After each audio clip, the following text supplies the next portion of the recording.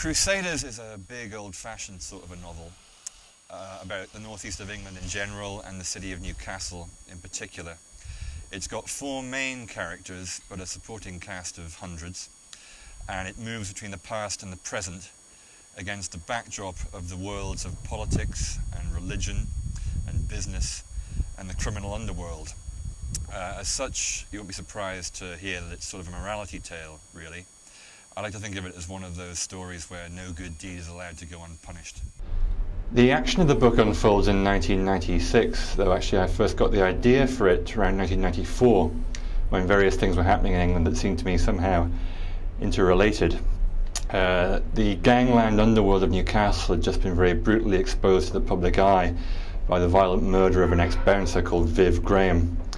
And at the same time you started to see in the papers the beginning of a panic about the housing estates of our great cities turning into no-go, lawless areas.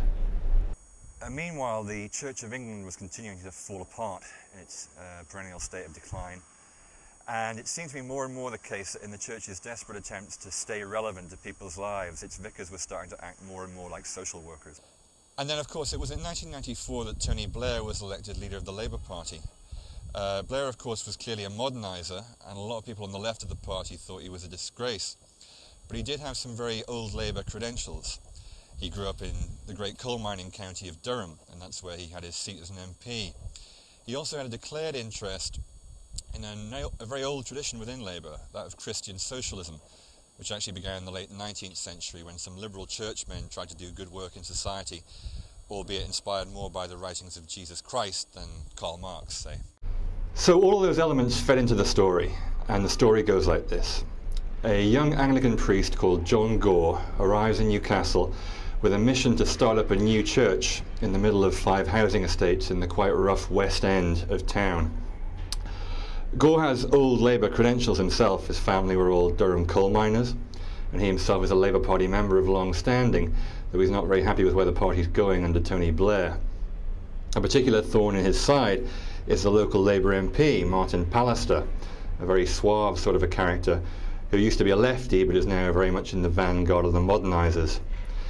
Even more to Gore's annoyance, his very own sister, Susanna, formerly a Tory lobbyist, now has a job as Pallister's aide-de-camp and chief spin doctor.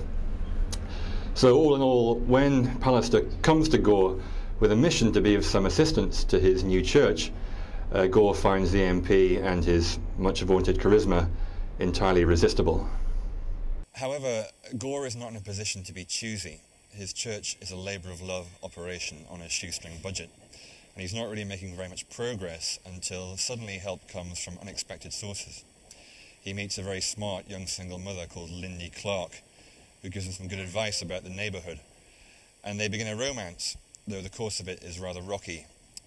Not so much because of the dog collar around his neck as the social class divide between the two of them. And then Gore makes another unlikely friend, an ostensibly rather frightening individual. Stevie Coulson, also known as Big Steve, is a local legend in the west of Newcastle. An ex-nightclub bouncer, he now runs a security consultancy. And yet Stevie, despite his appearance, does strike Gore as a very affable man. He's widely adored by old ladies and little kiddies on the estate.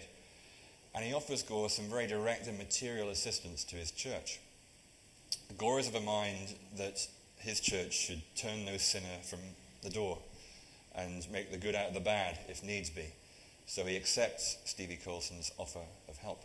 Unfortunately, for all his studies in Marxism, Gore has failed to correctly analyse the political economy of the estates where he and Stevie ply their respective trades.